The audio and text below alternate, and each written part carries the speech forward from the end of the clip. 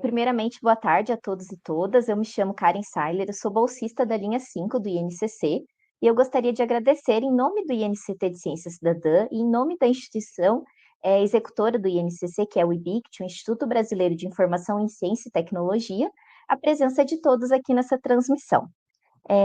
Hoje nós vamos dar início ao ciclo de webinários Diálogos em Ciência Cidadã, que é promovido pelo INCC com o apoio do CNPq e da CAPES e em parceria com a Rede Brasileira de Ciência Cidadã, a RBCC.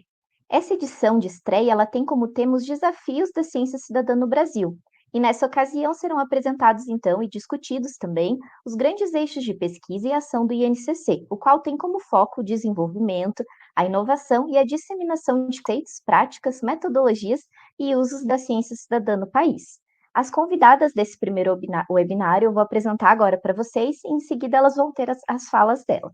Então, primeiramente, nós teremos a Sarita Albagli, que é a pesquisadora do IBICT, professora do Programa de Pós-Graduação em Ciência da Informação, o PPGCI IBICT UFRJ. Ela também é coordenadora do Laboratório de Pesquisa em Ciência Aberta e Inovação de Ciência Cidadã, o Sindalab. Também é coordenadora da CIVES, a Plataforma de Ciência Cidadã, e coordenadora do INCT em Ciência Cidadã.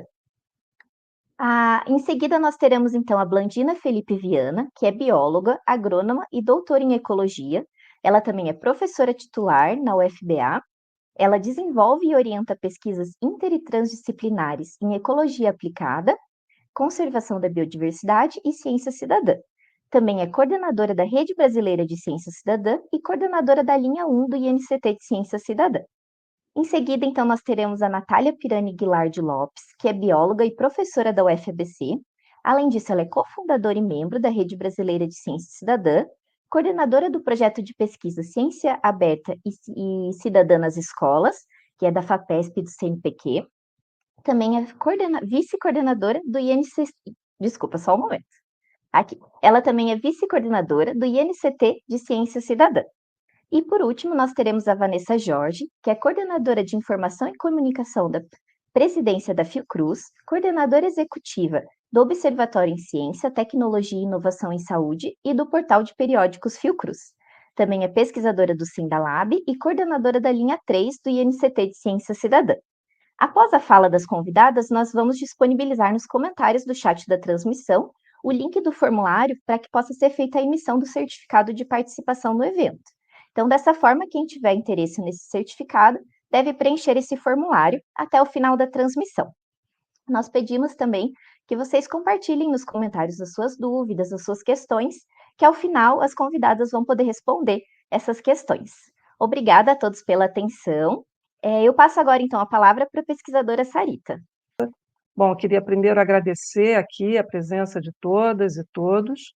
Esse é o primeiro webinário de um ciclo de webinários, de um ciclo sobre diálogos em ciência cidadã, que é promovido pelo projeto Instituto Nacional de Ciência Cidadã, que é um projeto apoiado pelo CNPq e pela CAPES, e tem como unidade executora o IBICT, o Instituto Brasileiro de Informação em Ciência e Tecnologia, e o INCT, não sei se vocês entendem, conhecem esse tipo de programa, é um projeto apoiado, é um edital do Ministério da Ciência e Tecnologia, junto com outras instituições de fomento à pesquisa e ao ensino, e, na verdade, é uma grande rede de pesquisa em torno de alguns eixos temáticos estratégicos para o Brasil, para a pesquisa científica no Brasil, e nós fomos, então, contemplados beneficiados com um desses projetos, que é o INCT de Ciência Cidadã, que teve início em dezembro de 2023, na verdade, na prática, a partir de janeiro de 2024. Nós temos aí mais de 20 instituições de pesquisa e ensino do Brasil, algumas também no exterior, cerca de 40 pesquisadoras e pesquisadores, e, na verdade, é uma rede aberta. A primeira coisa é que nós gostaríamos de convidá-las e convidá-los a participar desse esforço. A ideia é do INCT de Ciência Cidadã, aí vocês têm o endereço para o site, é promover o debate, o desenvolvimento e a disseminação de conceitos, práticas e métodos de ciência cidadã. Sabemos que esse é um termo relativamente recente, apesar de ser mobilizar um conjunto de práticas, métodos, abordagens que não são propriamente novas e que, portanto, têm uma história, né, aí no mundo, no Brasil, na América Latina em particular. O nosso projeto, a gente organiza o nosso projeto em 5 linhas que a gente diz que são linhas de pesquisa e ação, né? Porque, por um lado, a gente está organizado em torno de alguns eixos, algumas indagações, algumas áreas que a gente acha que o INCT pode contribuir para o avanço do conhecimento no campo da ciência cidadã, mas a gente quer mais do que pesquisar, além de pesquisar, a gente quer também que o INCT seja um instrumento de intervenção, né, de fomento, de subsídio às políticas públicas, às pessoas, grupos que queiram desenvolver projetos de pesquisa, projetos de ação com métodos de ciência cidadã. Então, a gente diz que as nossas linhas são linhas de pesquisa e ação, né? Nós temos aí, portanto, 7 linhas de pesquisa, e cada linha é coordenada, né, por 2 e 2 pesquisadoras, mas contém também um conjunto de outros pesquisadores e outras pesquisadoras que atuam nessas linhas, mas a gente pretende, a nossa ideia é que haja sempre uma transversalidade, uma comunicação temática entre essas várias linhas. A primeira linha, a linha 1, é de coprodução e engajamento social em iniciativas de ciência cidadã. A professora Bland Viana vai falar um pouco das questões que norteiam, né, essa linha. A segunda linha, a linha 2, é de tecnologias, ferramentas e infraestruturas. Hoje a gente não terá a participação dos coordenadores e dos membros dessa linha, mas nós faremos um webinar específico, né, para tratar dos temas dessa linha. Também a linha 3 de governança, avaliação e protocolos de ciência cidadã, a coordenadora está aqui, a professora Vanessa Jorge, da Fiocruz. A linha 4 de formação e educação, que temos também a presença aqui da professora Natália Guirardi, da Universidade Federal do ABC, e também temos a linha 5, que é a disseminação social, subsídios e políticas. Temos aqui uma representante, que é a Karen, que nos apresentou aqui a todas, e que também teremos oportunidade de ter um webinar específico sobre isso. A linha de arcabouço teórico conceitual que eu coordeno, né, e que também vou apresentar aqui alguns dos pontos-chave dessa linha.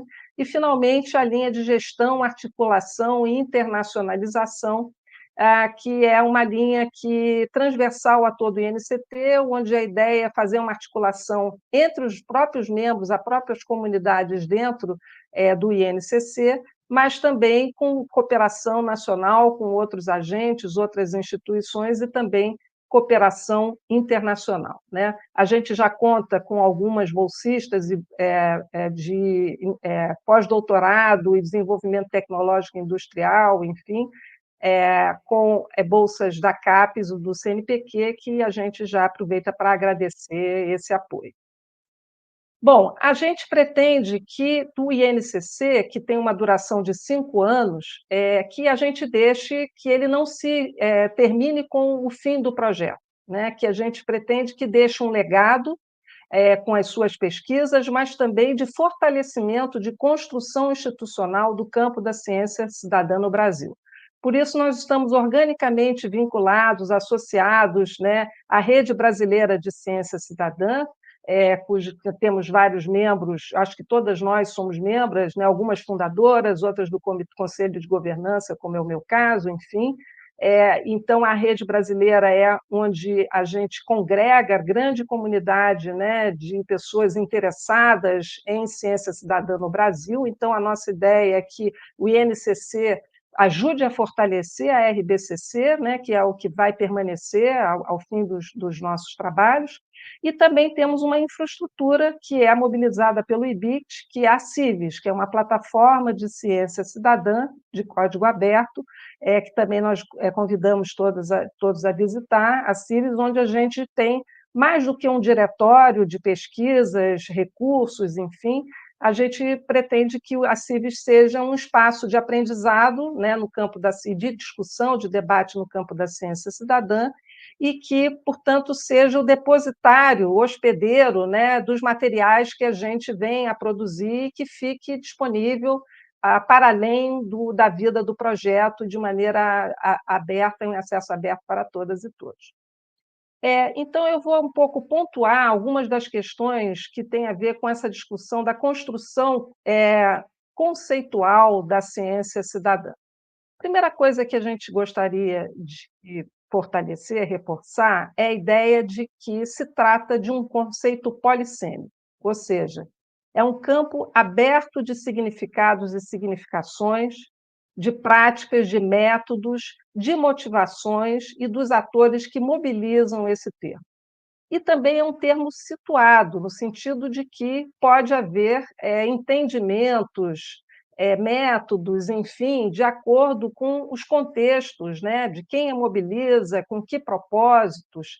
E, portanto, a gente acha que manter esse termo, esse conceito, como um campo aberto é uma coisa fundamental para fazer com que a própria evolução da discussão da ciência cidadã ela permaneça ativa, viva e principalmente conectada com as agendas específicas, né? E aí nós estamos falando do Brasil, da América Latina em particular, que, claro, a gente faz parte de uma grande comunidade internacional que está discutindo e mobilizando esse termo, mas a gente sabe que é um conceito também que, como eu disse, né, ele retrata não só não é exatamente novo, né? Então a gente tem, no caso da América Latina do Brasil, a gente tem uma história de uma série de métodos, abordagens, termos, né, que vêm sendo mobilizados com essa ideia, com esse propósito, propósitos comuns a isso que passou a se nominar, principalmente na virada do século XX para o século XXI, desde os anos 80, 90, de ciência cidadã. Inclusive, a gente sabe que existem controvérsias. Esse é um bom termo? Né? O que significa a gente associar a ideia de ciência com a ideia de cidadania? Né? Sabemos que há um propósito, uma ideia de que a ciência cidadã é algo que contribui para promover, né, a contribuição social para a pesquisa científica, mas ela não necessariamente parte de uma pesquisa científica, ela também pode partir de um engajamento social no próprio ato de pesquisar, né? Por isso um dos conceitos que a gente mobiliza e que a gente gosta é a ideia do direito a pesquisar, né? Então, a gente sabe que tem um conjunto de atores, de espaços de produção de conhecimento que se alinham também e que têm vida própria e que podem estabelecer diálogos profícuos com a forma de pesquisar da própria ciência. Também tem sido muito utilizada, né, como forma de educação científica, educação ambiental, e hoje também um conjunto de lutas, né, que a gente vai chamar que são os ativismos comunitários, ativismos de dados. Sabemos que hoje a produção de dados é algo que faz parte aí das lutas, né, por direitos, das lutas políticas nos nossos tempos, desde a discussão que vai se contrastar aí com a ideia das fake news, das fake science, e, portanto, mostrar o que são conhecimentos de fato que têm uma base, né, sólida, legítima, enfim, mas também como forma de certificar aqueles conhecimentos que são necessários para influenciar as políticas públicas, as políticas territoriais, enfim. Então, a ciência cidadã tem esse aspecto, né? Podemos dizer, então, que são não apenas uma ciência cidadã, mas podemos falar de ciências cidadãs, né?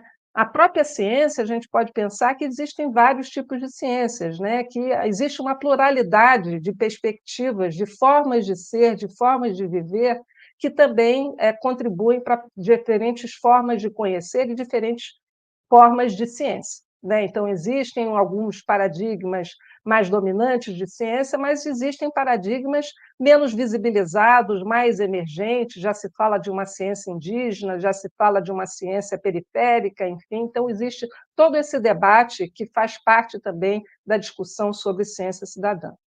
E, por fim, né, em que medida e de que maneira, eu acho que isso é talvez um aspecto caro aí. O pessoal está falando que está pequeno? Tá, bom. em que condições há a possibilidade de haver um diálogo entre esses diferentes tipos de ciências ou esses diferentes tipos de conhecimento.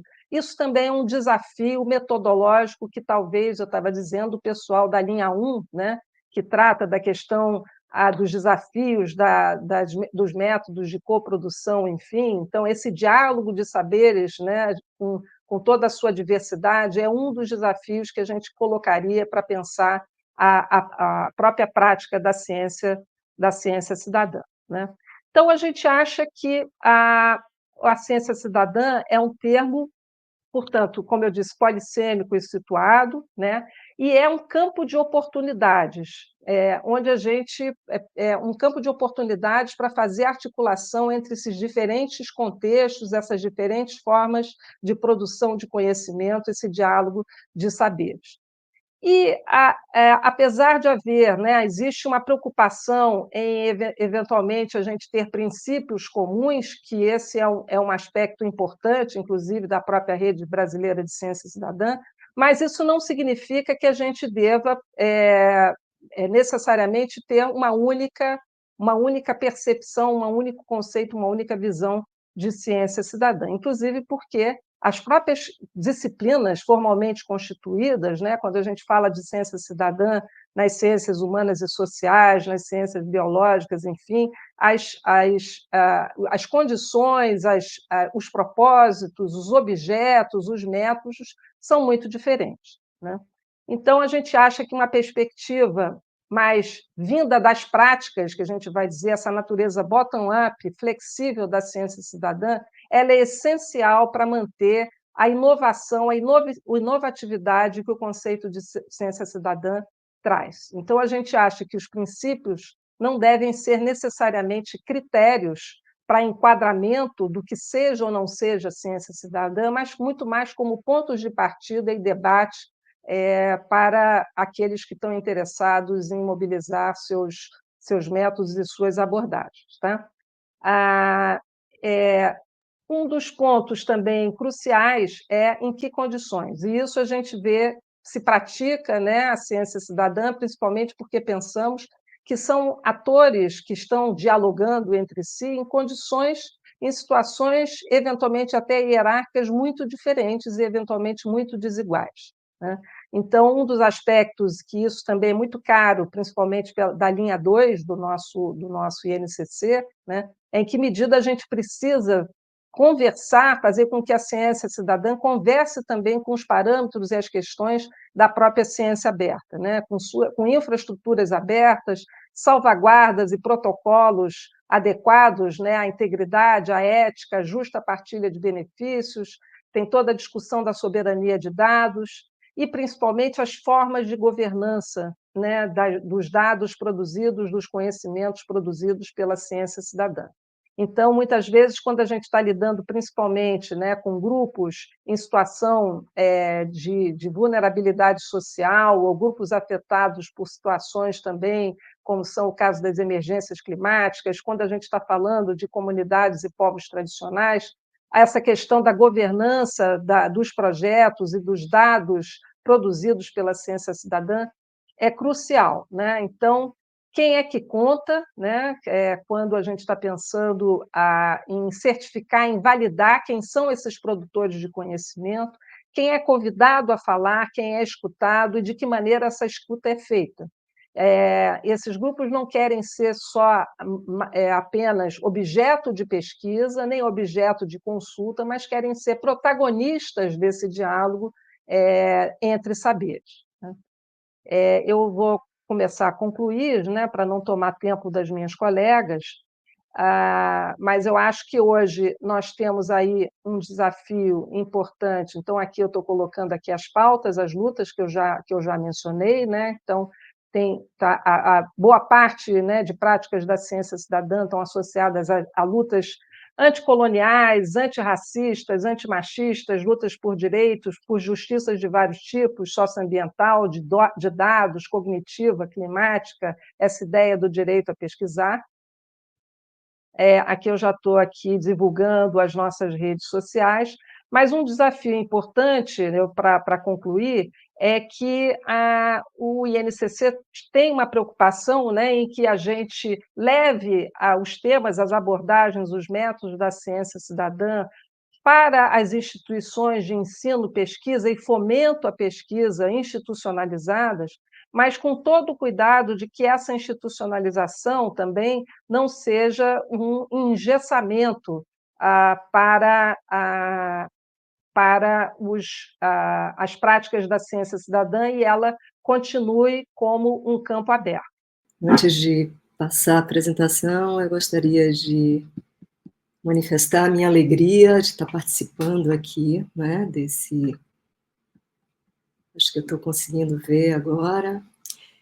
Vocês estão conseguindo ver minha apresentação? Sim, né? Aqui, ótimo. Então, estou bastante feliz de estar participando desse primeiro, né, webinário, desse ciclo de diálogo sobre ciência cidadã, ao lado dessas colegas que eu admiro e respeito bastante, né? Para abordar esse tema, eu tentei organizar em 3 tópicos principais, né, que é apresentar para vocês brevemente quais são os pressupostos que motivam e direcionam os trabalhos da nossa linha, os modelos teóricos, nossos referenciais teóricos, chave que sustentam, né, os estudos de engajamento, de coprodução, que é o foco principal da linha 1, e apresentar brevemente a linha, quem somos, a equipe de pesquisa, as nossas atividades principais, os trabalhos em andamento, tá? Em relação ao que nos motiva, é fato de que a gente está imerso numa crise socioambiental sistêmica, complexa, que perpassa por várias dimensões da nossa existência, quer seja política, ambiental, social, e que existem inúmeros desafios que exigem soluções rápidas e acessíveis, né? Também é fato de que a ciência tradicional ela tem apontado soluções, mas que os avanços científicos não chegam para todo mundo, embora os malefícios da crise atinjam a todos, né? Os benefícios relacionados aos avanços científicos não são equitativamente distribuídos, né? Então, esses benefícios eles são concentrados naqueles que, de repente, detêm mais as possibilidades de poder e etc. É importante, há também evidências, né? Parece que é consenso em todas as áreas, de que é importante trazer pessoas como protagonistas para lidar com os problemas do mundo real, né? Que afetam as vidas das pessoas. E também a gente sabe, né, há inúmeras evidências sobre isso, de que há soluções que integram diferentes fontes de conhecimento, diferentes epistemes, né, experiências, e que elas são coproduzidas com as partes interessadas, lá tem um potencial maior de sucesso. E o que a gente observa de anos de atuação da ciência cidadã em vários locais do planeta, né, quando ela é compreendida, inclusive de uma forma mais abrangente, que inclui diversas formas de parceria, de colaboração entre acadêmicos e não acadêmicos, é que ela é uma abordagem transdisciplinar que facilita o engajamento e o processo de coprodução. Mas um dos maiores desafios da ciência cidadã é justamente manter o engajamento contínuo, né, das partes interessadas, quer seja o acadêmico ou não acadêmico, nas iniciativas, nos projetos, né?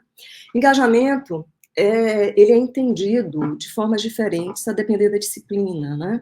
Algo que Sarita já apresentou com relação à ciência cidadã.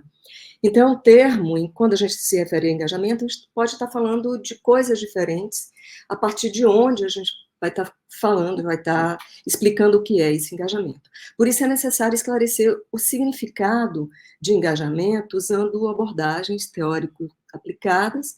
No caso, a gente toma emprestado aqui um conceito de engajamento, né, adotado pelo Kevin Elliott, em seu livro Filosofia da Ciência Engajada, que é um conceito amplo, né, que eu acho que consegue realmente traduzir de forma mais ampla o significado de engajamento, que é conectar-se com alguém ou com alguma coisa, né? Então, o engajamento, ele envolve a formação de conexões com as pessoas, instituições ou ideias. Ele diz uma coisa interessante, que ao invés da gente focar em critérios ou, de repente, defender uma abordagem específica, particular de engajamento, é importante que a gente compreenda e analise a natureza do engajamento. Aí ele propõe uma estrutura de análise que permite analisar uma variedade de formas de engajamento diferentes, né? Essa estrutura, ela se concentra na natureza do engajamento em si, independente do porquê que as pessoas, os coletivos ou as instituições estão se engajando e com quem, né, se está se engajando.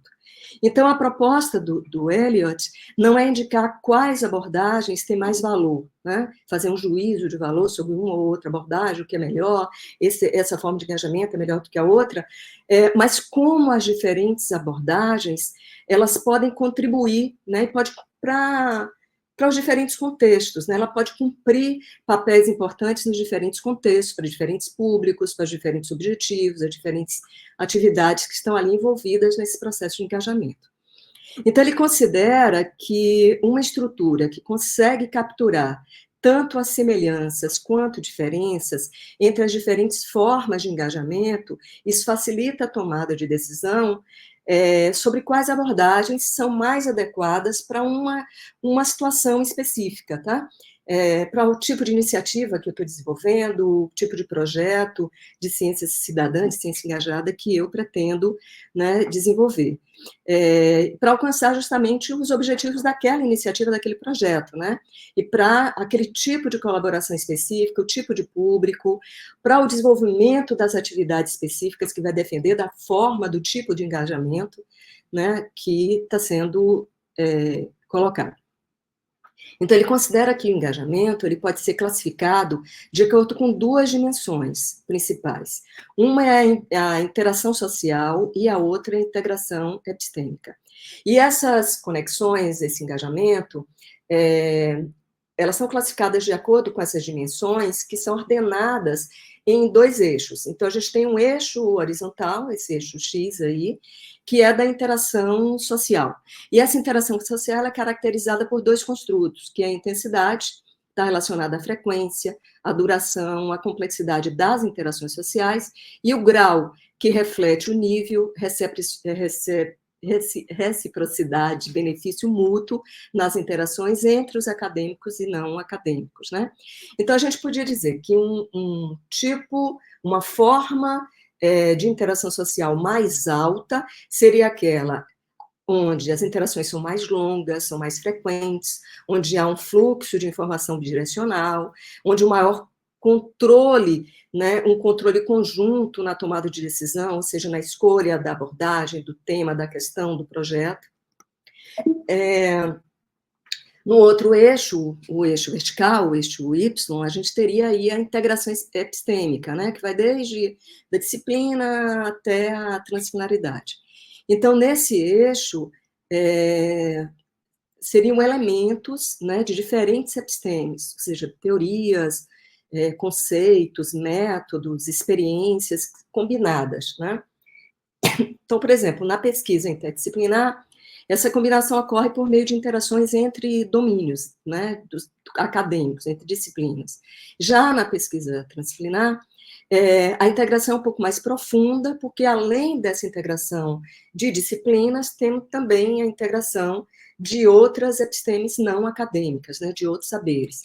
Então, uma alta integração epistêmica seria aquela em que os elementos epistêmicos, elas são alterados a partir dessa interação, né, ao invés de ser meramente compartilhados, e a integração, ela gera transformações, ela gera mudança nos referenciais teóricos, nas práticas dos envolvidos, né?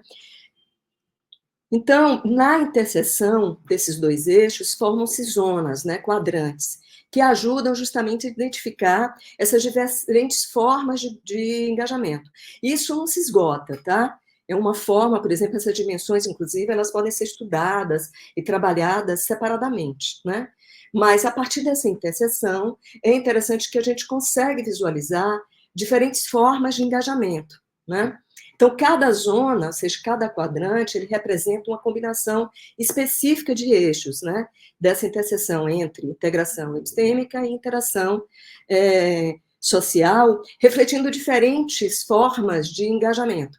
Então, por exemplo, são engajamentos, desde um engajamento com baixa interação social e baixa interação epistêmica, que, por exemplo, no caso de Ciência Cidadã, acontece bastante naqueles projetos computacionais, virtuais, por exemplo, no Zooniverse, né, que são projetos em que o indivíduo vai lá na plataforma, ele escolhe o tipo de projeto, dá uma contribuição, ele volta ou não existe uma preocupação de engajamento contínuo, tá? Até uma alta interação social e uma integração epistêmica alta, né, de um outro lado, aqui nesse eixo, nessa parte superior, nesse quadrante aqui à direita, que é esperada, por exemplo, nos processos de coprodução e nas chamadas tipologias de ciência cidadã co-criadas ideais, tá? E daí a gente tem outras formas intermediárias, né, que podem aí variar, de ter uma baixa interação social, mas uma alta integração epistêmica, né, que acontece, por exemplo, nos trabalhos observacionais, em que o acadêmico interage, e a partir do diálogo com os atores sociais ele transforma, né, mas isso necessariamente isso não significa que haja uma interação profunda entre as partes, né? Existe, por exemplo, uma dependência mais epistêmica, né? Uma não formação de comunidades, enfim. Há também caso de uma alta interação social e baixa interação epistêmica que a gente vê, por exemplo, nos projetos de ação, né? Mais de ativismo, em que há um maior engajamento social das partes interessadas e uma menor integração epistêmica. Bem, além de conseguir compreender a natureza do engajamento, é importante também compreender por que as pessoas se engajam nos projetos de ciência cidadã, tá? Normalmente, ciência cidadã, o engajamento, ele costuma ser medido por algumas métricas de produção, por exemplo, número de participantes, taxa de coleta de dados, enfim. Mas a gente sabe que esse engajamento vai muito além da coleta, né? Inclui, por exemplo, a formação de vários tipos de conexão entre os atores, né? Em torno de determinados temas, de determinados objetivos comuns. A Philips e colaboradores, ela entende, né, que o engajamento em ciência cidadã ele precisa ser analisado a partir de uma perspectiva multidimensional que abrange dimensões cognitivas relacionadas à aprendizagem, emocionais, afetivas, sociais, né, e comportamentais, e ela considera que analisar a partir dessa perspectiva, isso proporciona uma participação muito mais rica, porque você consegue entender quais são as motivações das pessoas para se engajarem. Então, ela considera que medir engajamento a partir apenas das contribuições de dados, ela ignora justamente esses aspectos que são críticos no processo de engajamento da participação, que é compreender as motivações, né? Então, eles propõem, as autoras, uma estrutura para tentar uma análise, né, dessas dimensões que influenciam o engajamento. Então, a depender da tipologia, algumas dessas dimensões elas vão ser mais privilegiadas do que outras, né? Mas que é importante considerar, né, na sua análise, todas essas dimensões. Então, eles ressaltam, por exemplo, essa importância de caracterizar qualitativamente o engajamento para entender como e por que esses participantes se envolvem nos projetos de ciência cidadã. Então, essa estrutura, ela visa justamente operacionalizar e identificar esses aspectos. E elas destacam a centralidade das motivações, né?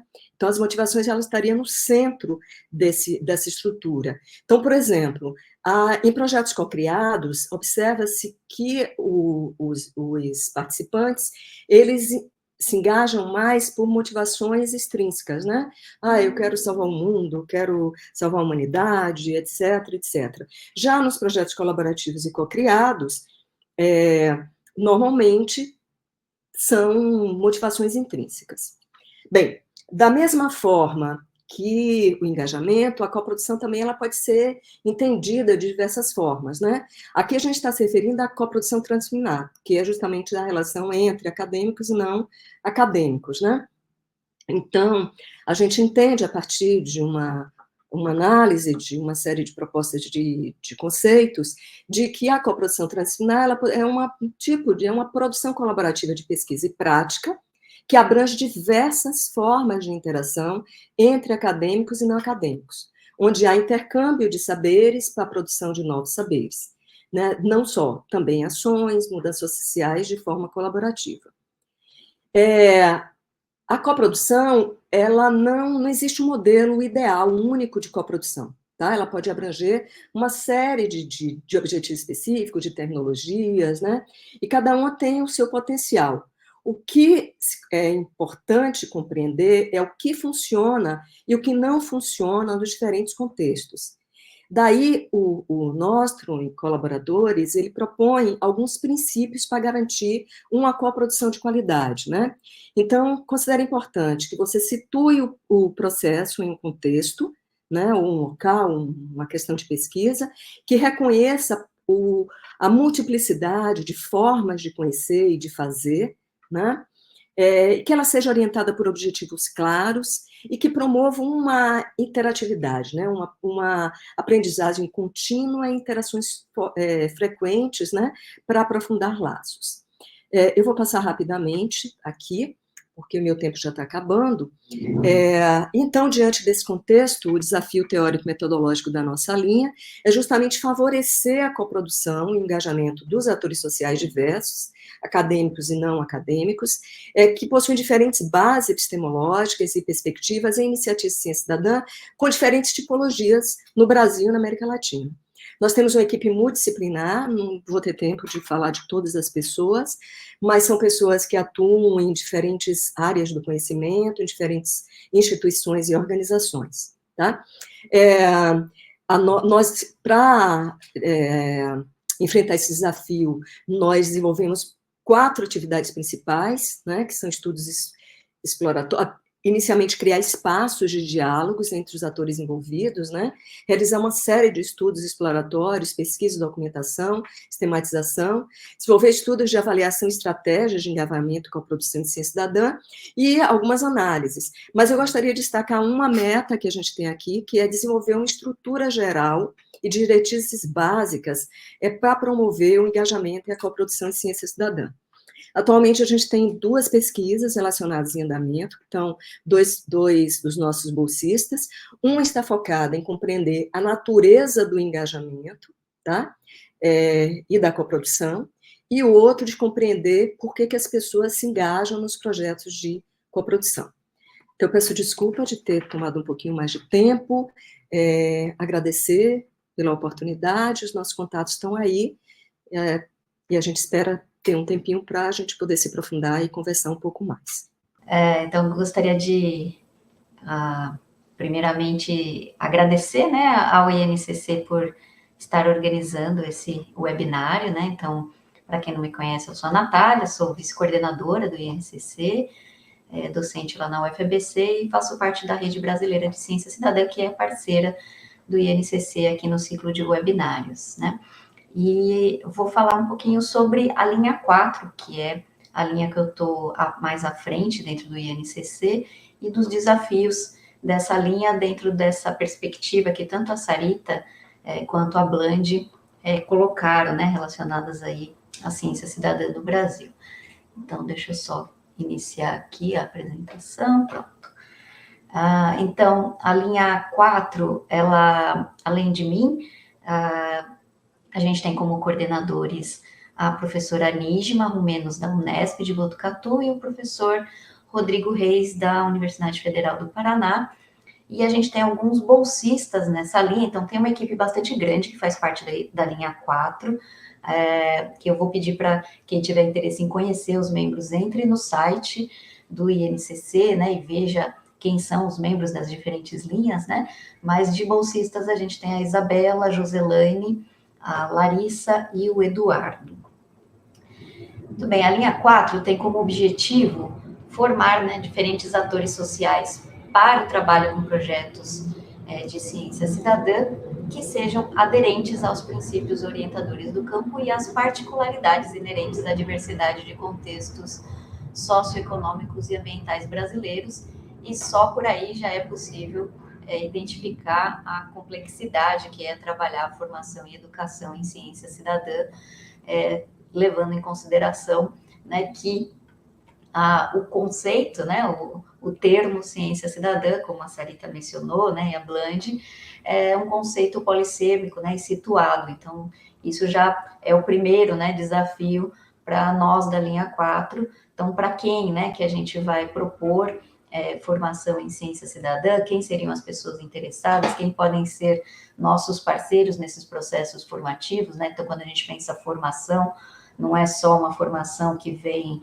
de acadêmicos, né, para outros setores da sociedade, mas, né, pensando dentro da proposta de coprodução, né? Então, quem seriam as pessoas que estariam envolvidas nesses processos formativos, né? Então, esse é um primeiro desafio. Quando a gente pensa, né, num processo formativo em ciência cidadã, várias pessoas do Brasil vão ter expectativas, né, e concepções relacionadas aí a esse termo, né? O segundo desafio é em relação a, então, o público, né? Então, se a gente vai propor algum processo formativo, são tantos os públicos e tantos interesses, tantas motivações diferentes para, né, uma pessoa se engajar em um processo formativo, e isso precisa ser pensado na hora de planejar, né, um processo formativo, um curso, né? Então, os cursos poderiam ser para professores da educação básica, para acadêmicos, para tomadores de decisão, para cientistas cidadãos, né, para praticantes da ciência cidadã, para coordenadores de projetos de ciência cidadã, né? Então, a gente tem aí uma ampla gama de possibilidades de públicos. E as motivações dessas pessoas, né? Então, o que leva uma pessoa a querer, né, fazer, participar de um processo de ciência cidadã, ou mesmo participar de um processo formativo em ciência cidadã? Então, as motivações, elas são variáveis no tempo, né? Então, a gente tem uma literatura que fala das motivações principalmente de participantes de projetos, né, de ciência cidadã, mas a gente pode extrapolar essa ideia para as motivações para se participar de um processo formativo, né? Então, em geral, cientistas cidadãos que queiram, né, pessoas que queiram se envolver em projetos de ciência cidadã, elas têm motivações variadas, né? Então, ajudar a vida selvagem, contribuir para o conhecimento científico, conhecer pessoas que tenham o mesmo interesse que elas, né? Então, como que a gente pode pensar, né, em processos formativos adequados para as pessoas que tenham diferentes motivações e interesses. Então, esse é um grande desafio. Então, só para exemplificar, né, um estudo que foi publicado em 2023, que pesquisou, né, diferentes setores da sociedade e dentro de um processo de ciência cidadã, como que as pessoas dentro desses setores gostariam de se envolver, né, em que etapas do processo científico essas pessoas gostariam de se envolver. Então, isso é variável, né, dependendo aqui do setor. Então, os cidadãos, né, o setor privado, a administração pública e os acadêmicos, cada um, né, tendo aí seus interesses específicos, né? Então, por exemplo, os cidadãos estavam bem interessados na coleta de dados, né? Então, se a gente propõe um processo formativo em ciência cidadã voltado para os cientistas cidadãos, muito provavelmente alguns, né, uma boa parte dessas pessoas vai querer saber como pode fazer para coletar dados, ou, né, talvez nem tenha a perspectiva de que a ciência cidadã pode envolver outras etapas do processo científico também, além da coleta de dados, né?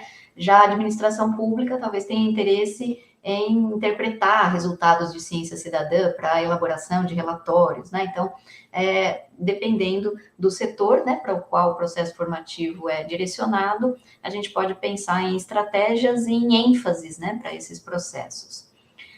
Esse é um outro trabalho relacionado a motivações em ciência cidadã, só para mostrar, né, não vou falar especificamente dos itens aqui da tabela, mas como que a gente pode enxergar aqui nessas cores, né, o que está preenchido em cinza na tabela tem a ver com as motivações, né, e cada coluna é um setor, né, da sociedade. Então, como que isso é variável, dependendo do setor que a gente está trabalhando, né? os temas, né, o que assuntos também abordar nessas formações. Então, para alguns públicos, alguns temas vão ser mais interessantes do que outros. Ainda naquele mesmo artigo que eu mencionei, né, de 2023, que fala desse, né, ecossistema da ciência cidadã, esses mesmos 4 setores da sociedade foram entrevistados, né, em diferentes países. Então, só para vocês terem uma noção, teve aqui a entrevista na Grécia, né? Então, por exemplo, o público geral estava bastante interessado na Grécia em saber a respeito de ciências ambientais, né? Esse era o tema mais interessante para a sociedade civil. Já para a administração pública, a questão das políticas, né? Para os acadêmicos, a questão das ciências educacionais, né? Então, a gente tem aí interesses diferenciados de acordo com cada setor, né? E essa mesma entrevista foi realizada com pessoas em outro país, né? Então, lá na Holanda, a gente tem aqui que o público estava bastante interessado em questões de saúde, né? Então, isso era um tema dentro da perspectiva da ciência cidadã, o que interessava para essas pessoas era saber as relações entre ciência cidadã e saúde. Então, vejam como isso varia também de local para local, né? No Brasil, a gente não tem um levantamento, né, desses interesses de temas, ainda não temos, né? E a linha 4 tem como missão trabalhar também a pesquisa com esses tipos, né, de levantamentos de motivação, interesse e aprendizagens que podem ser proporcionadas por processos formativos em ciência cidadã, né? Então, a gente tem alguns bolsistas dentro da linha com a missão, primeiro, né, de fazer um levantamento, agora a gente está nessa etapa, né, inicial de levantamento de um panorama dos processos formativos em ciência cidadã em diferentes partes do mundo, o que tem relatado na literatura dos processos formativos, para a gente entender como né, a estruturação desses processos, para quem esses processos normalmente são direcionados, né, quem participa, quais são os temas, e também a gente está, então essa pesquisa, né, de levantamento a Joselaine e a Isabela que estão à frente, né, e a gente também está elaborando algumas questões para a pesquisa do Walter, né, que é pós-doc da linha 6, né, que é um levantamento junto a coordenadores de projetos do Brasil, para a gente saber aqui no Brasil quais projetos que oferecem, né, processos formativos, também para a gente ter esse panorama de como os processos formativos aqui no Brasil estão sendo estruturados. A partir, né, desses levantamentos e dessas pesquisas, dos resultados dessas pesquisas, os outros bolsistas, né, que são a Larissa e o Eduardo, vão trabalhar tanto com os resultados dessas pesquisas, quanto com a conversa com os outros membros das linhas do INCC, para a gente elaborar, então, um processo formativo do INCC, né? O primeiro deles, pelo menos, né? Dentre os que a gente está planejando aí para esses anos de INCC. Então, esse é um desafio, né? Pensar quem são as pessoas, qual é o público-alvo, quais são os temas. E um outro desafio, quais estratégias, então, de ensino-aprendizagem devemos adotar, né? Então, uma vez que a gente conheça o público e conheça os temas de interesse, a gente vai planejar esses conteúdos por meio ou de atividades teóricas, então pensando em aulas, videoaulas, né, no caso de um curso online, palestras, leituras de textos, exercícios, e atividades também um pouco mais práticas e interativas, sessões de discussão, grupos focais, oficinas, atividades de campo, criação de murais, né, virtuais ou mapas mentais, junto com os participantes. Então, isso vai depender um pouco também desse estudo inicial sobre o público-alvo, né, e os temas que a gente vai trabalhar para a gente poder decidir conjuntamente quais as estratégias mais interessantes, né? E sempre pensando numa perspectiva de avaliação contínua, né? Dentro dos processos educativos, a própria avaliação desses processos vai nos ajudar a melhorar constantemente essas propostas, né? Por fim, o desafio da modalidade das formações, né? Será que a gente, como INCC, querendo deixar um legado que seja amplo e atinja diferentes regiões do Brasil, Será que é melhor a gente pensar em cursos online que vão ficar disponíveis para, né, no futuro? Se sim, né, se essa for a estratégia, qual plataforma a gente deve usar? Será que a gente não vai estar excluindo algum público, né, ao escolher cursos online? Enfim, atividades presenciais, né, a gente pode pensar em cursos presenciais. Assim, só pensando nos cursos online, será que a ideia é fazer atividades síncronas, né? Então, todo mundo interagindo para aumentar, de repente, essa possibilidade de interação e de engajamento das pessoas, né? Ou um curso com atividades assíncronas, né? Então, disponibilizadas online para os participantes fazerem quando tiverem tempo, ou um modelo híbrido, né? Se o curso for presencial, a gente quer fazer, né? Cursos também presenciais.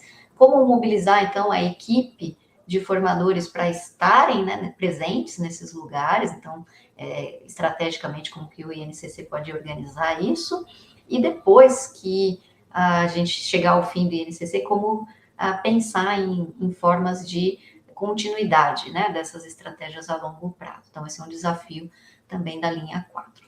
Então, atualmente, a gente está nesse estágio de levantamento de cursos existentes, né, estratégias que os diferentes projetos de ciência cidadã vêm utilizando, para a gente conhecer um pouco, né, as preferências, e a gente está iniciando o planejamento de um curso introdutório em ciência cidadã, né, trabalhando temas básicos, né, então, voltados para um público iniciante em ciência cidadã, que estaria interessado em um primeiro contato, né, com a ciência cidadã, ou para dialogar, né, com o que está acontecendo atualmente, né, na ciência cidadã brasileira. Então, a ideia é a gente falar um pouco da polissemia, né, no conceito de ciência cidadã, princípios e tipos possíveis, aspectos de natureza da ciência, né, ciência cidadã em diferentes áreas do conhecimento, porque há, né, uma tendência a gente pensar em ciência cidadã para as ciências naturais, né, mas não é a ideia do INCC, é justamente trabalhar a ciência cidadã de maneira ampla em diferentes áreas de conhecimento, a sociobiodiversidade e ciência cidadã, os projetos que estão acontecendo no Brasil, e a gente está trabalhando, né, em conversas, pensando nessas estratégias, então, trabalhar com alguns estudos de caso, né, como exemplos e questões disparadoras que podem ser de interesse do público que vai participar do curso, e a partir desses exemplos, desses estudos, né, de caso, trabalhar todos esses temas, né, para a gente não adotar uma lógica muito acadêmica de curso, de ficar bombardeando as pessoas com muitos conceitos, né, de maneira muito teórica, então trazer um pouco para a realidade, para um exemplo prático, para as pessoas, de repente, se identificarem, né, um pouco mais com os temas que estão sendo trabalhados. Então, a modalidade inicialmente online, para a gente ter um alcance maior, muito provavelmente num ambiente virtual de aprendizagem que vai ser o Moodle. Então, isso é o que está acontecendo agora na linha 4, são muitos desafios aí pela frente, mas a gente tem uma equipe bastante motivada, né, e interessada em fazer, né, em atingir as metas dessa linha e deixar um legado bacana para o INCC. Então, muito obrigada pela atenção, e de novo, né, agradeço aí a oportunidade que o INCC está promovendo da gente discutir essas questões aqui hoje. Mas eu queria, primeiro de tudo, registrar bem rapidamente aqui, porque agora a gente está atrasado, o agradecimento de estar aqui e me falar, né, da felicidade de estar ao lado dessas grandes pesquisadoras que são minha referência. Eu estou compartilhando a minha tela aqui, mas eu acho que Sarita já adiantou bastante falando da pesquisa da linha 3, né? Então eu vou tentar focar mais nos aspectos práticos, objetivos, né, para ver se a gente, né, para complementar a fala da Sarita. Então, ela já deve ter falado que nós somos as coordenadoras da linha 3 e a gente, ela, Anne, Clínio e eu, então aqui eu estou falando em nome das duas também, mas também temos outros pesquisadores colaboradores e também já um bolsista que foi essa pesquisa que a Sarita estava apresentando, do Luca. inicialmente, a ideia era falar um pouco do contexto que nos levou, né, como é que a gente construiu os objetivos e as metas da linha 3, que contextos foram esses, que pressupostos foram esses né, que nos ajudaram a construir o que eu vou apresentar aqui para vocês, né? Considerando, então, o que a gente considerou, né? Essa alta produção e circulação de dados, informações e conhecimentos. Já na fala anterior da Sarita também, ela já falava, né, da velocidade dessa produção, dessa circulação, inclusive, né, de fontes oficiais e não oficiais, fake news, né, fake science, ela falou bastante disso, mas eu acrescentaria também a questão, né, dessas novas tecnologias, inteligência artificial, algoritmo, então uma grande e fervorosa produção de dados, inclusive o nosso corpo produzindo dados aí o tempo inteiro, né, e esses dados, né, sendo utilizados aí, né, seja em pesquisas científicas ou em outros campos, né, do mundo da vida, mas que a gente aí tem um desafio aí dentro desse contexto também, vários que eu vou falar um pouco mais depois. E aí, considerando essa questão, a gente percebe que arcabouços jurídicos, normativos, têm sido desafiados por essas mudanças nesse cenário, né, que vem se transformando aí com o uso dessas tecnologias, né? Questões de propriedade intelectual, questões de ética, de integridade também a pesquisa. Então, um grande arcabouço aí, né, vem sendo desafiado e ainda não há solução, né, para várias questões. Claro que a gente tem LGPD, a gente tem Lei de Acesso à Informação dentro desse conjunto aí de regramento jurídico, mas né, o quanto que eles né, conseguem dar conta de toda essa mudança de paradigma que a gente vem vivendo. Discursos em prol de uma ciência mais aberta, a gente fala de discursos, né, mas o que efetivamente que está sendo feito, né, a ciência cidadã é uma das abordagens, uma das práticas, né, a gente pode chamar assim, uma das dimensões desse grande guarda-chuva de movimentos, dos movimentos aí da ciência aberta, citando Sarita Baglia aqui também. Mas o que de fato tem sido aberto, né? Os processos têm sido abertos, a cocriação de fato vem acontecendo, acho que Bland também falou bastante de engajamento, né, de cocriação, então isso de fato acontece, né, ou a gente ainda está muito no nível do discurso, então tem esse contexto também, e aí um contexto de desigualdades, inequidades e diferentes tipos de acesso a dados e aos resultados também, por exemplo, de pesquisas científicas, seja em projetos tradicionais, assim por dizer, ou em projetos, por exemplo, de ciência cidadã, né?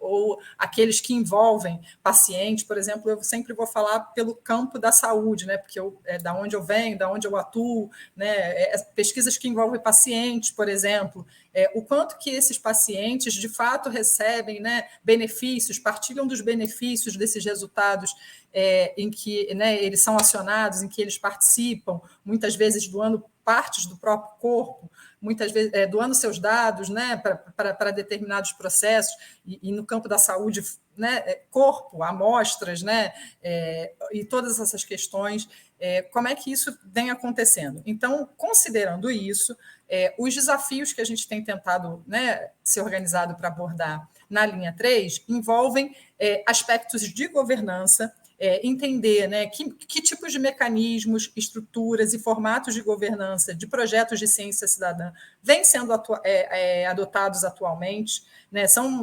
mecanismos, são estruturas, né, favoráveis também àqueles, né, aos cientistas e os não cientistas, né, ou é favorável só a um grupo? Então, são alguns desses desafios, algumas questões que a gente vai, né, pretende trabalhar nesses 5 anos aí do INCC. Outro aspecto que a gente poderia citar, né, é que tipos de questões, aspectos precisam ser observados na construção, no incentivo e no apoio a esses projetos para que sejam cientificamente aceitos e justamente partilhados, né? Eu acho que Sarita, Bland e Natália já comentaram, né, dessa característica de projetos de cidadão, que não são rígidos, que não são fechados, dessa flexibilidade necessária para continuar se atuando dentro desse campo da ciência cidadã. Então, o que a gente tem que levar em consideração para garantir a cocriação, para garantir a sustentabilidade, né, das ações desenvolvidas nesse projeto? Então, a gente está chamando esse eixo de governança, né, onde a gente vai enfrentar esses desafios. No eixo de avaliação, a gente tem pensado, né, pensando no sistema de avaliação científica em vigor, né, que aí a gente sabe, né, todos vocês que estão, todos aqueles que participam, por exemplo, de projeto de pós-graduação, né, de bolsas de CNPq, de CAPES, vocês sabem como funciona, né, que tipo de o que pontua, o que não pontua, e nesse sistema atual vigente tem espaço para um avanço de uma ciência cidadã. É um desafio, eu acho que a gente tem que observar mais de perto, né? E dentro de sistemas maiores, né? Como é que isso funciona? E aí, que aspectos são essenciais para serem considerados nessas avaliações relativas aos projetos de ciência cidadã, né? E aí, considerando toda a particularidade de projetos de ciência cidadã. O que é necessário estar nesse tipo, né? Numa possibilidade de mudança dessa, né, de uma ficha de avaliação, por exemplo, de programas de pós-graduação, ou numa ficha, né, em fichas de avaliação de bolsas, o que a gente precisa observar para que, de fato, a gente apoie, não expulse ou não sustente questões relacionadas a projetos de ciência cidadã.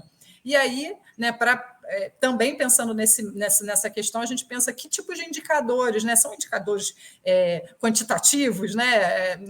Claro que a gente, né, pensando, né, já tendo aí esse contexto que a gente coloca, a gente pensa que são necessários indicadores muito mais qualitativos nesse caso, né, métricas que a gente possa olhar isso de forma mais qualitativa.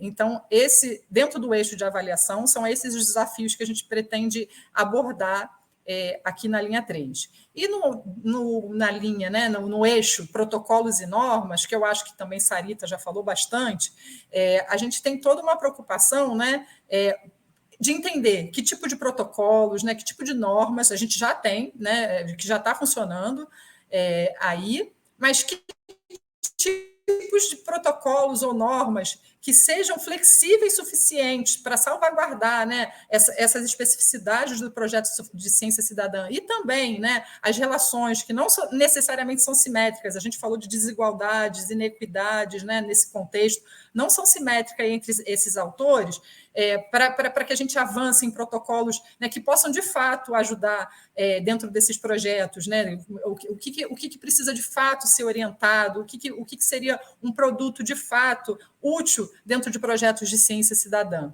E como elaborar isso, né? Porque se são projetos de ciência cidadã, eu acho que, no mínimo, é elaborar isso junto com os participantes desses projetos de ciência cidadã, né? Que tipo de modelos poderiam apoiar, né? Então, a nossa perspectiva é que a gente possa ouvir e desenvolver todas essas questões, né? Claro, num nível teórico, conceitual, mais amplo, que aí a gente está olhando, né, para, né, o que está se falando sobre isso, seja no mundo e no Brasil, né, que aí vão ter pesquisas, né, científicas para isso, a do Lucas já está aí em curso para isso, mas aí como é que a gente transforma isso em produtos, né, seja de educação, que aí a gente vai contribuir com a linha 4, que a Natália apresentou aqui, ou seja, outros tipos de produtos, né, que a gente entende que ciência cidadã, ciência aberta, não necessariamente os produtos tradicionais, também são os produtos desse tipo de projetos de pesquisa.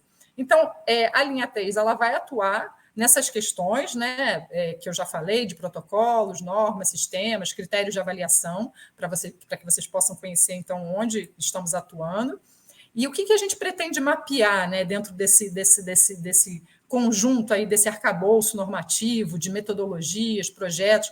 A gente pretende olhar, né, questões, por exemplo, como, né, trazendo para a prática, o que a gente vai olhar, de fato, né, aplicar isso, por exemplo, em questões relacionadas a consentimento informado, em protocolos de coleta e uso de dados, curadoria e certificação desses resultados, né? O que é um resultado válido, o que não é um resultado válido, como é que a curadoria é só né, daquele que está do lado do científico? Não, a curadoria também é do grupo né, do não cidadão, né, do não cientista, desculpa, reconhecimento, partilha, licenças, propriedade intelectual, acesso, abertura, e a gente vai dialogar muito com todas as linhas. Por exemplo, aqui, quando a gente fala de abertura, compartilhamento, a linha de infraestrutura, a linha 2, é fundamental nessa discussão. Então, assim, se a gente tem uma infraestrutura aberta, que tipo de fluxos, modelos a gente precisa para dar conta?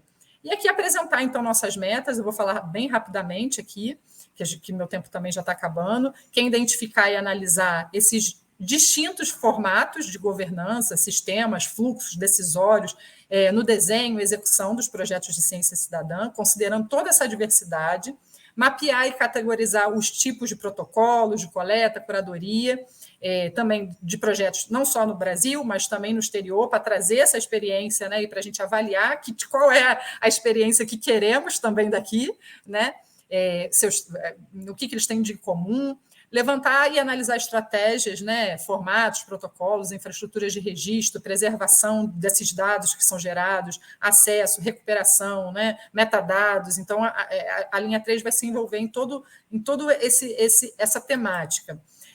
Outra questão é relacionada a identificar, sistematizar e analisar os indicadores, que eu já falei, né? Que tipo de indicadores são esses? Que métricas queremos para projetos de ciência cidadã? Para que possamos também apoiar, por exemplo, agências de fomento, né? Que querem investir, né? E avançar nas questões relacionadas à ciência cidadã. Então, também ter esse tipo de instrumento que a gente quer avançar nessa também como produtos dessa linha 3.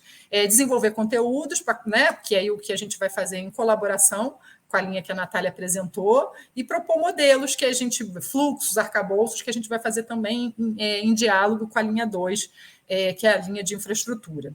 Aqui, eu acho que a Sarita já falou, mas eu botei a foto aqui do Luca, para que vocês possam conhecer o Luca também. E deixo aqui também os contatos, a rede social, e convido a todos, né, que possam dialogar, que se quiserem participar, que entrem em contato conosco, para que a gente possa, então, avançar, porque, né, a proposta é essa. Obrigada.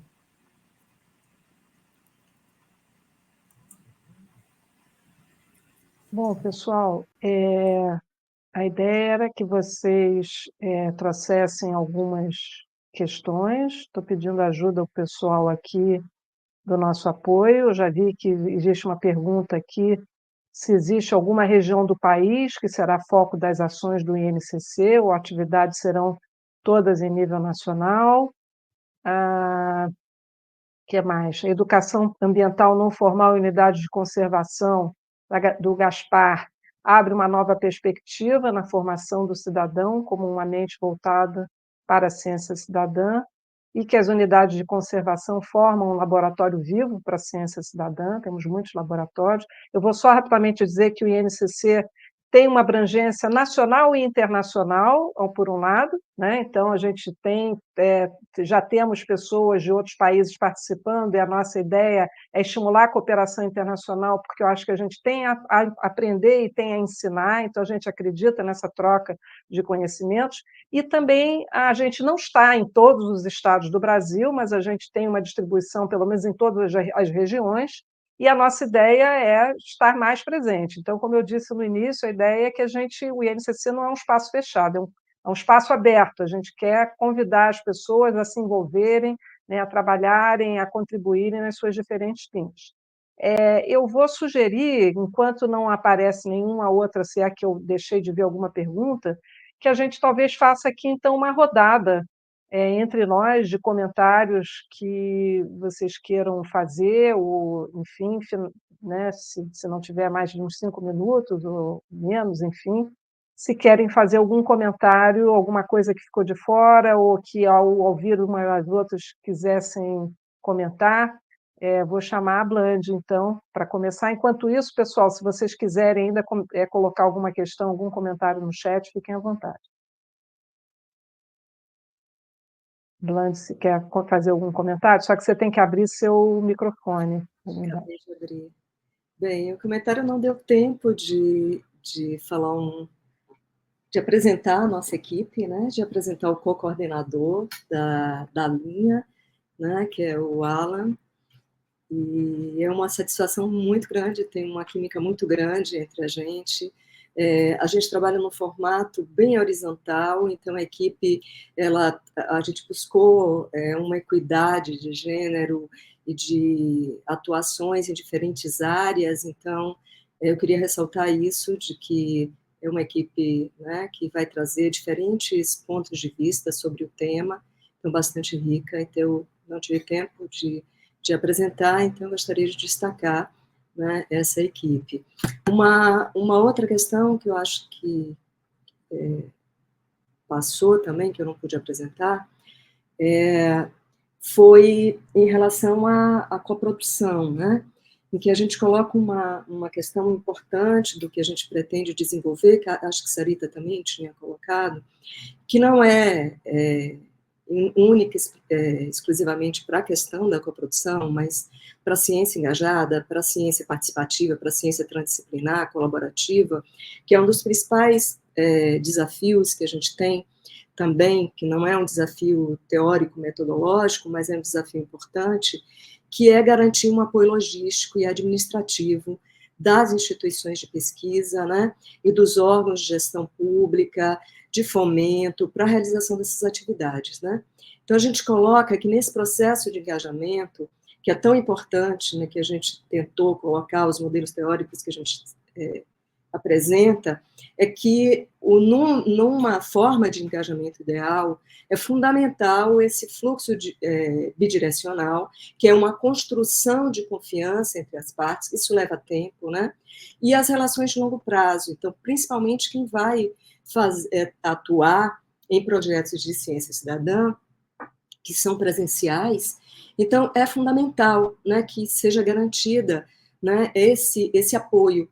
Esse apoio não apenas um apoio financeiro é fundamental, mas também um apoio institucional, um apoio logístico, um apoio administrativo para esses projetos, né? Então, isso é fundamental. Um outro aspecto também que não tinha conseguido colocar da coprodução é que, independente do propósito da coprodução, né, e da motivação, do engajamento, da coprodução, da abordagem que vai ser adotada, o engajamento nesses processos de coprodução, e aqui a gente está usando um conceito alargado de coprodução, e não aquele conceito ideal de coprodução, né, aumenta a probabilidade de que o conhecimento gerado, de fato, ele seja aplicado no mundo real e seja utilizado na tomada de decisão pelas partes interessadas, né. Então, esse é um aspecto importante que a gente queria considerar também. Muito bem. Não sei se a Vanessa já quer fazer algum comentário, só quer respirar e deixar a Natália fazer, talvez, que ela acabou de falar. Natália, vai você, depois a Vanessa. Bom, acho que pegando um pouco o gancho da fala da Bland, né, acho que essa questão da institucionalização é bem importante, e mesmo a questão, né, da visão das pessoas sobre o INCC, né? Então, o INCC, apesar do nome, né, ter lá instituto, a gente é um projeto, né, que tem um tempo de vida, né, que a gente espera que depois continue, né, mas que tem um fim, e eu acho que é uma preocupação, né, da linha 4, não só da linha 4, mas das outras linhas do INCC, também, essa questão da continuidade e da institucionalização dos processos, né, de ciência cidadã em diferentes instâncias, em diferentes tipos de instituição. A gente tem aqui o comentário do Gaspar falando das unidades de conservação, né, o quanto que é importante pensar nesses processos formativos fora das universidades, mas também dentro das universidades para a formação de pesquisadores, né, em ciência cidadã, e fazendo um gancho com a linha 3, né, pesquisadores em métricas de avaliação para esses pesquisadores, em formas de apoio, né, às pessoas que queiram pesquisar e praticar, né, a ciência cidadã no Brasil. Então, acho que isso é bastante importante a gente pensar, independentemente das linhas, né. Então, na linha 4 a gente pensa isso também, né, nessa questão de como institucionalizar esses processos, né, de deixá-los com uma vida útil mais longa, né, que ele possa atingir mais gente e de forma organizada, né, de forma estruturada, né, para que não seja algo efêmero, né. Então, acho que isso é uma preocupação bastante grande. E aí, pegando os comentários, né, do Gaspar e quem foi que falou da questão da abrangência, né, o Luciano, como a Sarita falou, né, a gente também tem essa preocupação, né, de como atingir as diferentes regiões. Na linha 4, a gente tem membros de várias regiões do Brasil, né? E eu acho que isso também é bastante importante, quem quiser, né, contribuir, fazendo parte das linhas. Acho que é bem interessante a gente ter, né, pessoas das diferentes regiões do Brasil para a gente justamente pensar essa diversidade, né? Esse é um desafio grande da linha 4, essa questão da diversidade presente, né, no Brasil e dos interesses e motivações das pessoas nas diferentes regiões. Enfim, né? Então, são múltiplas possibilidades, a gente até fica, né, ao mesmo tempo encantado com essas múltiplas possibilidades, mas também, né, pensando em como conseguir, né, executar tudo isso. Então, a gente gosta quando as pessoas, né, trazem as contribuições e é aberto, né, um espaço aberto para a gente poder dialogar sobre nessas estratégias para as diferentes linhas. Então, era isso que eu queria só acrescentar. Tem uma perguntinha, Nath, que é o Gaspar, que ele gostaria que o INCC viesse observar como estamos desenvolvendo o projeto socioeducativo ambiental Palmares, como ciência cidadã. Então, acho que a gente quer conhecer, sim, né? Então, eu vou deixar a Nath comentar sobre isso, que eu acho que tem a ver com a minha conta. Eu conheço o Gaspar, ele faz parte da rede também, né, de ciência cidadã, lá do GT3, do GT5, com certeza, né, eu acho que para a gente, o quanto mais exemplos, né, e diversidade de ações, né, que a gente puder conhecer e aprender, né, eu acho que é super rico. Então, Gaspar, né, vamos conversar, né? Eu acho que ele já tem um contato próximo aí com a gente na RBCC. Eu acho que não só ele, né? Mas eu acho que pensar em estratégias que não sejam só também direcionadas a uma única unidade de conservação, mas pensar em estratégias que possam ser multiplicadas, né? Eu acho que uma intenção da linha 4 é pensar né, em estratégias de formação que possam ser replicadas, né? Então, ter uma iniciativa de sucesso. Opa, acho que a Natália congelou. Congelou, Natália? Bom, vamos seguir aqui, então. Congelou. É só complementando o que a Natália estava colocando, né? É que o NCC, a gente tem trabalhado em parceria com a Rede Brasileira de Ciência Cidadã, né? Então, esse é um aspecto importante, que essa soma, enquanto o NCC ele tem um tempo específico enquanto projeto, a ideia é que a rede tenha uma longevidade muito grande, né? Então, isso é a possibilidade da gente, através da rede, também multiplicar, né? E aí, complementando o que a Natália colocou, nós, nessa fase inicial de pesquisa, documentação, estudos exploratórios do NCC, a gente, de fato, quer conhecer o máximo de iniciativas possíveis que estão sendo conduzidas no Brasil e na América Latina, justamente para identificar as boas práticas nas diferentes áreas, né? Por exemplo, na nossa linha 1, a gente quer conhecer as estratégias de engajamento, né? As estratégias de coprodução que estão sendo conduzidas, provavelmente na linha 4, as iniciativas de formação que estão sendo implementadas. Então, sim, Gaspar, a gente tem interesse bastante nisso. Eu vou passar para a Vanessa. O Pedrini colocou uma pergunta, aí eu acho que a Vanessa vai comentar, mas se minha pesquisa é com avaliação, na plataforma de biodiversidade. Aí depende, né? Se for uma questão de avaliação da plataforma, eu diria que isso é mais da linha 2, que é o pessoal da tecnologia, né? Então, Pedrini, a gente faz o contato, depois eu acho que você pode ver. Depois eu vou comentar essa questão da participação, né? Como é que a gente está construindo alguns instrumentos para facilitar isso, mas vou passar a palavra para a Vanessa, depois eu comento. Eu ia aproveitar o tempo aqui para fazer o comentário do Pedrini, que eu acho que é isso, mas a Sarita já falou, acho que dependendo do aspecto que você vai olhar na sua pesquisa, né, eu acho que pode ter uma interseção com a linha 2, se for um aspecto mais tecnológico, né, alguma coisa mais específica, mas, por exemplo, se você vai analisar, fazer avaliação de aspectos de curadoria, né, de protocolos de determinada plataforma, eu acho que a gente vai conversar, porque, de novo, é isso, eu acho que o INCC ele está muito, né, as linhas elas estão muito encadeadas, uma vai alimentar a outra, como o Blandy falou, como a Natália falou, né?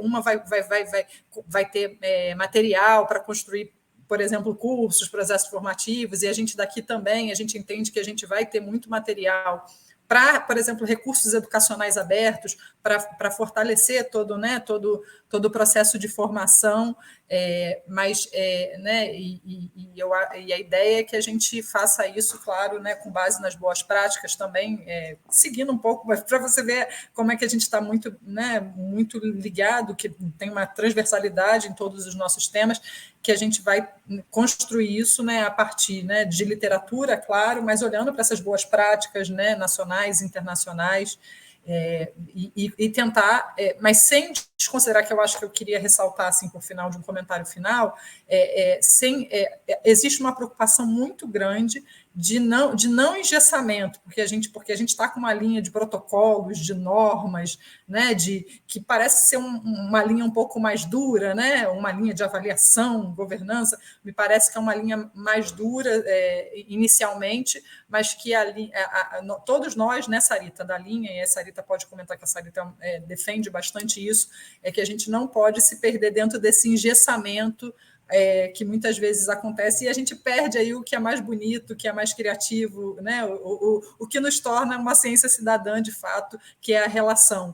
Então, olhando aqui da linha 3, então, toda essa proposta de construção, a ideia é que seja claro, né, como a gente já começou alguns trabalhos nessa linha, que a gente faça isso junto, olhando, né, esses diferentes aspectos e tentando trazer elementos que realmente possam ser úteis, porque se não for útil para os projetos, não faz sentido a gente ficar aqui criando protocolo, falando de norma, sem que seja útil de fato para, né, fomentar aí os projetos de ciência cidadã. Acho que esse era o comentário final, né, que na correria, às vezes a gente se perde.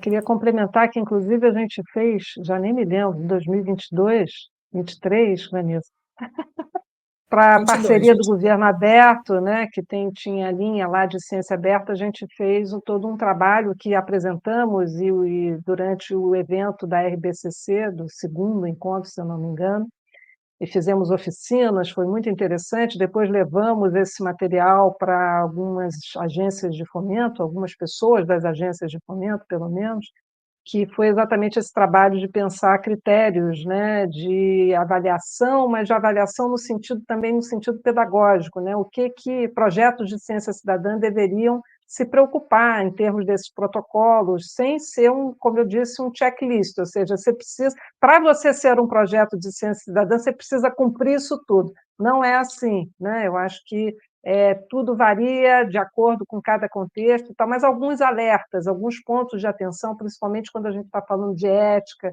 de integridade, enfim, né?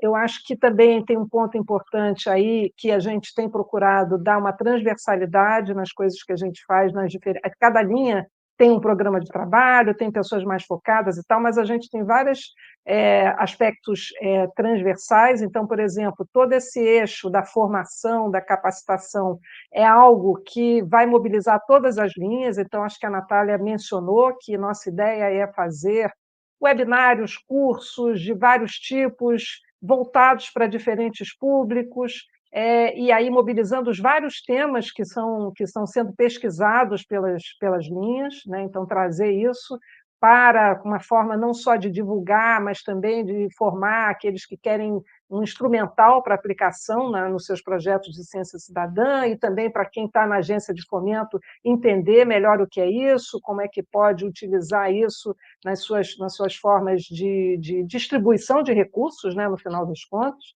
As próprias instituições, como a Blandy falou, a gente quer que as infraestruturas institucionais, as universidades, os institutos de pesquisa também deem espaço, ajudem a viabilizar e valorizem, né, projetos de ciência cidadã.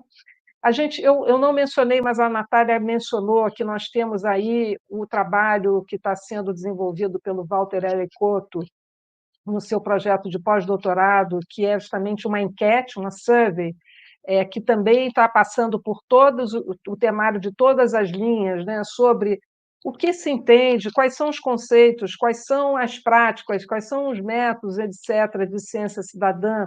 A gente vai começar primeiro com líderes de projetos de ciência cidadã, a gente partindo daqueles projetos que estão cadastrados na CIVES, né, como eu mencionei, na plataforma de ciência cidadã, inclusive porque os próprios que estão na própria RBCC também já estão, acho que já estão todos lá na CIVES, e depois a gente vai fazendo aprofundamentos, né? Então, primeiro junto com os líderes, depois a gente vai fazer provavelmente alguns grupos focais, vamos fazer um conjunto de entrevistas e vamos também variando também os públicos-alvo, né? Então, temos aí 5 anos para testar essas ferramentas, e aí a ideia é que nós vamos produzir materiais a partir daí, não só os nossos artigos científicos, que são fundamentais, mas também aqueles instrumentos de disseminação, desde as cartilhas até as aulas que possam ser gravadas, enfim, nós vamos deixar a ideia de uma documentação, a gente faz. É muito importante documentar, né? A ideia, então, deixar disponível. Então, a gente tem a CIVES, mas a CIVES é uma meta-informação, não necessariamente pode estar nas várias universidades que participam do INCC, mas a gente vai ter um buscador na CIVES para rapidamente localizar onde é que essas coisas estão, né? E que mais? E eu acho que tem um ponto aí que eu queria destacar, que é a pluralidade desse grupo, né? É um grupo que, claro, a gente se norteia por alguns princípios éticos, principalmente básicos, mas é um grupo que possibilita, né, a diversidade de pontos de vista, né? Então, a gente vê o INCC não como um mecanismo simplesmente para disseminar a ciência cidadã, mas um espaço de debate crítico, de desenvolvimento de conceitos, de abordagens, de abrir a possibilidade de diferentes pontos de vista, de que as controvérsias apareçam, e a gente quer fazer do INCC esse espaço de discussão, né? E a gente acredita que isso contribui, né, para o desenvolvimento teórico, conceitual, metodológico da ciência cidadã dentro dessa perspectiva mais polissêmica, né? Assim, eu queria só chamar a atenção, porque perguntaram como participar, né? A gente tem uma linha 5 que a gente acabou não falando muito, né? Eu até falei que a Karen está aí, mas tem Patrícia, tem Luan, que também está aí, tem acho que é o Gabriel, se eu não me engano, não estou me lembrando o nome de todo mundo, gente, eu sou horrível nisso. Mas, enfim, tem toda uma linha, que é uma linha de comunicação, que é uma comunicação não só de difusão, né, de comunicação para o público em geral, mas também uma comunicação interna, fazer o INCC um espaço, uma comunidade de aprendizado, né, e que a nossa ideia é tornar transparente, aberta, toda essa documentação, esses espaços de discussão das linhas, não só para dentro das próprias linhas, mas também para o público que não está envolvido, mas que eventualmente deseja se envolver. Então, nós vamos criar mecanismos para isso, vamos usar o site e outras formas. Também temos um projeto aí, junto com o pessoal da linha 2 de tecnologia e junto com o IBICT, isso vai envolver também a linha 3, a parte de protocolos, da gente, como legado, também avançar numa infraestrutura de hospedagem de dados de ciência cidadã, né?